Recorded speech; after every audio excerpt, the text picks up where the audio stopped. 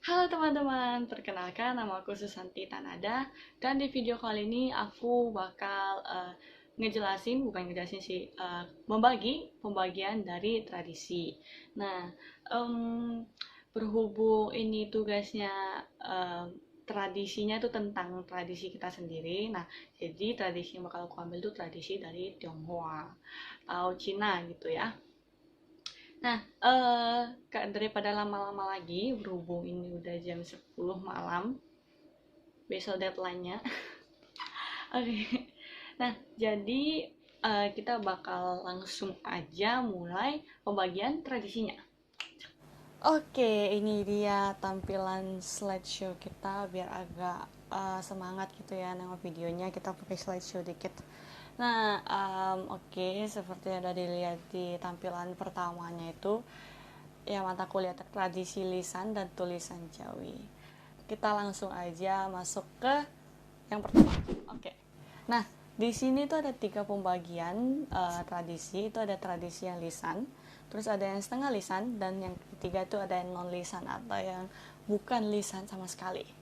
Kita langsung aja masuk yang pertama, tradisi lisan. Nah, tradisi lisan itu ya yang udah jelas lah ya, yang dia lisan gitu. Ngerti lah ya kan, dia disampaikan secara lisan, secara mulut ke mulut gitu. Nah, ada apa aja sih di tradisi lisan ini? Tradisi lisan itu ada cerita rakyat nih, terus habis itu ada ungkapan tradisional, terus ada pertanyaan tradisional, puisi rakyat, bahasa rakyat, nyanyian rakyat ya, dan sampai ke gelar kebangsaannya gitu. Nah, di sini aku bakal ceritain tentang cerita rakyatnya gitu. Ini ada yang paling seru nih, cerita rakyatnya beneran. Iya, cerita tentang 12 Xiong. Nah, kalau di kalender Cina itu ada yang namanya 12 Xiong. Kalau kalian lihat di kalender Cina, di belakang, paling belakang kalender tuh ada 12 binatang di situ. Gimana sih asal usul dari 12 Xiong ini? Aku bakal ceritain secara singkat tentang Xiong ini. Jadi masyarakat Cina tuh dulu nggak ngerti tuh gimana sih ngitung hari, terus penanggalan gitu tuh nggak ngerti. Nah, jadi mereka tuh minta tolong ke Kaisar Langit untuk diajarin cara menghitung hari. Nah, terus Kaisar Langit tuh bilang, oke, kita bakal pakai nama-nama binatang aja nih biar lebih gampang, lebih mudah gitu lah. Nah, tapi Kaisar Langit tuh nggak langsung kayak milih random, oh ini yang bakal yang pertama, oh ini yang kedua gitu. Enggak gitu. Jadi dia ngadain sayembara untuk nyebrang sungai. Nah, jadi hewan mana yang duluan nyampe ke seberang sungai, dialah yang akan masuk ke kalender Cina atau kalender Tionghoa gitu. Nah, jadi keesokan harinya langsung aja nih banyak hewan yang bakal ikutan nih sayembaranya. Nah, jadi urutan pertama dari 12 shio ini adalah yang pertama tikus. Nah, jadi tikus dan kucing itu temenan nih, temenan. Nah, sejak mereka dengar sayembara ini, mereka tuh pengen ikutan dan mereka oke, ayo kita sama-sama nyebrang nih sungainya gitu. Tapi karena dua hewan ini gak bisa berenang, akhirnya mereka numpang sama kerbau.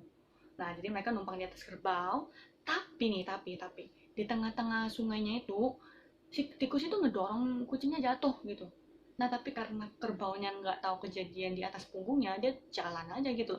Dia jalan dan pas sudah mau tiba di pinggirnya sungai itu, si tikus dengan gesitnya dia langsung lompat ke tepi sungai dan akhirnya dia jadi hewan pertama yang duluan nyampe.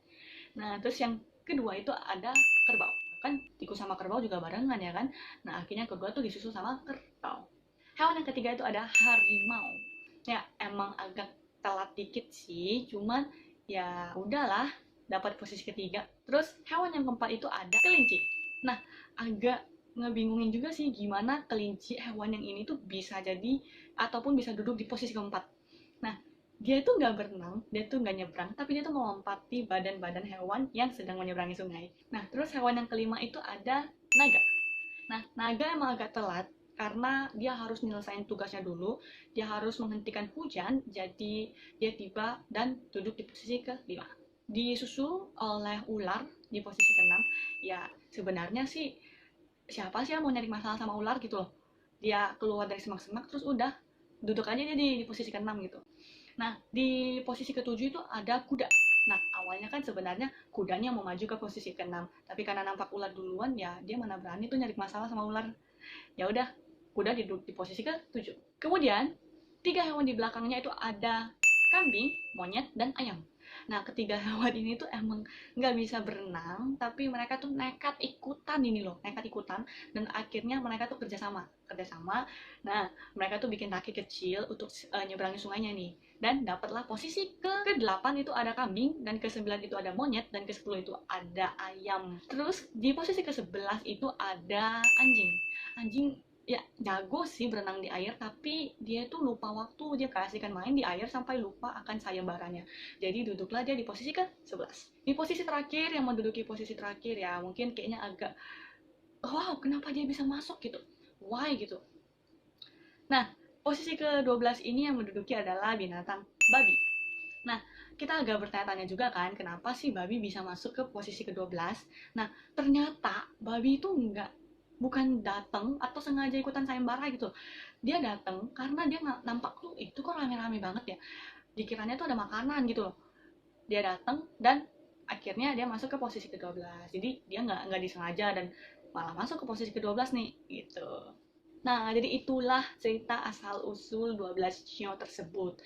Nah, mungkin kalian tuh pada nanya kan, loh si kucingnya emang nggak bisa berenang gitu ke tepian gitu, terus kan dapat posisi keberapa gitu ya kan?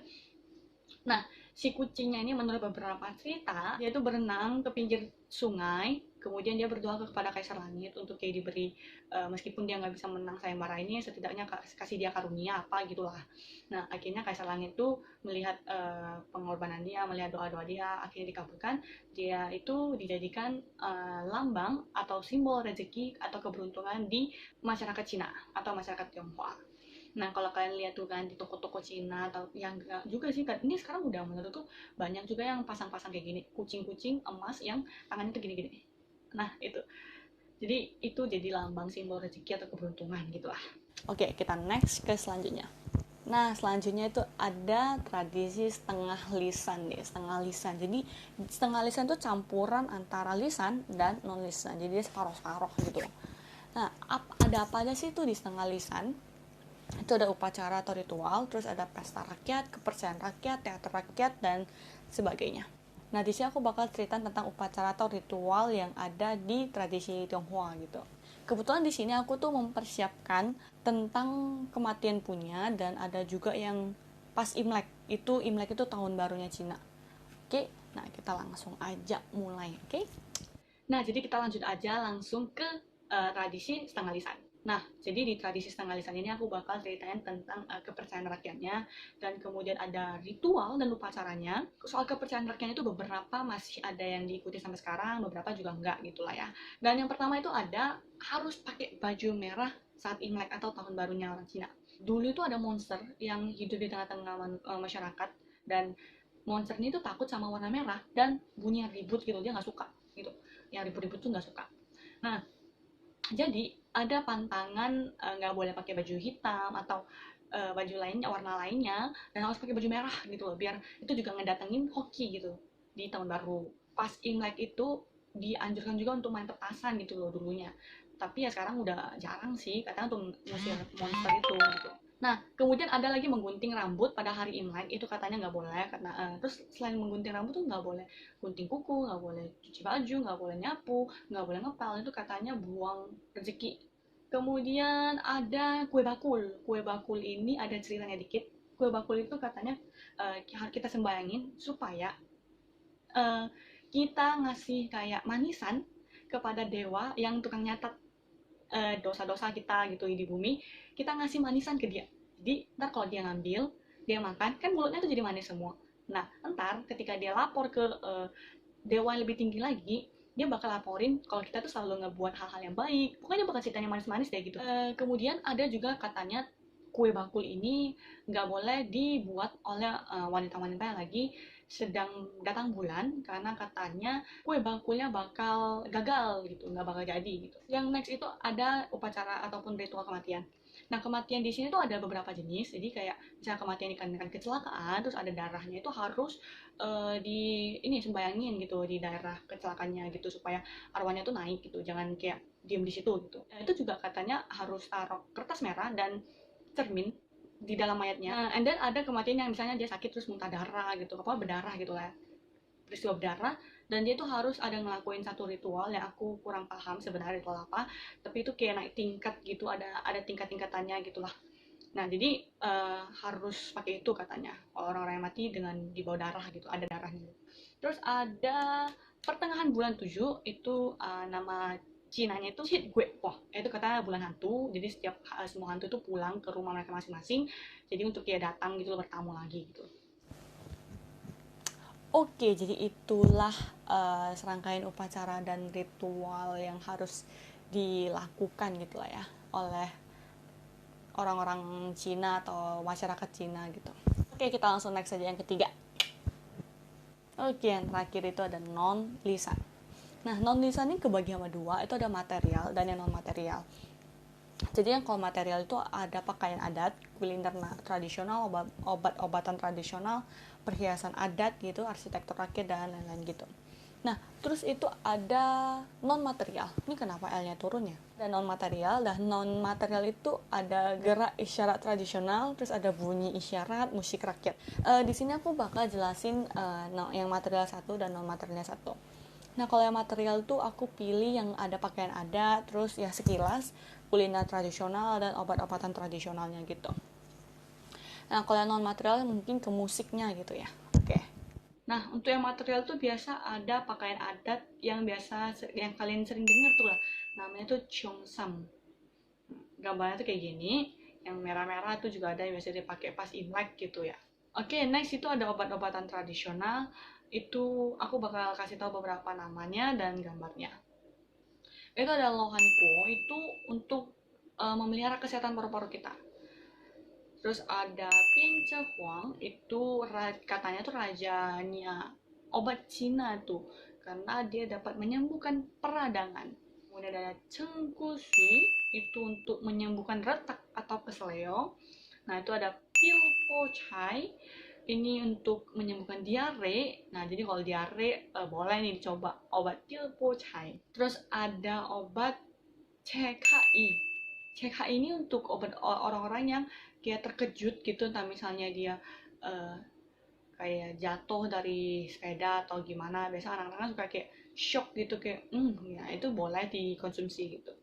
Nah, terus ada angkongyen. Angkongyen ini kayaknya lumayan cukup terkenal di pasaran, dan harganya tuh cukup mahal, dan fungsinya tuh untuk mencegah darah beku saat orang-orang ngalamin kecelakaan. Untuk non materialnya itu ada musik rakyat. Nah, musik rakyatnya itu ada kayak gini. Yaps. Ini semua contoh-contoh dari musik-musik rakyat. Oke, jadi aku rasa itu udah penjelasan yang cukup simple dan mudah dimengerti lah ya. Oke. Nah, sekarang kita udah di akhir slide-nya gitu. Ya, thank you. Nah, terima kasih buat teman-teman yang udah nonton, yang udah meluangkan waktunya untuk nonton video ini. Semoga berguna buat kalian, semoga bisa nambah ilmu pengetahuan kalian yang baru tentang budaya-budaya di Tionghoa gitu. Sekali lagi, thank you for watching.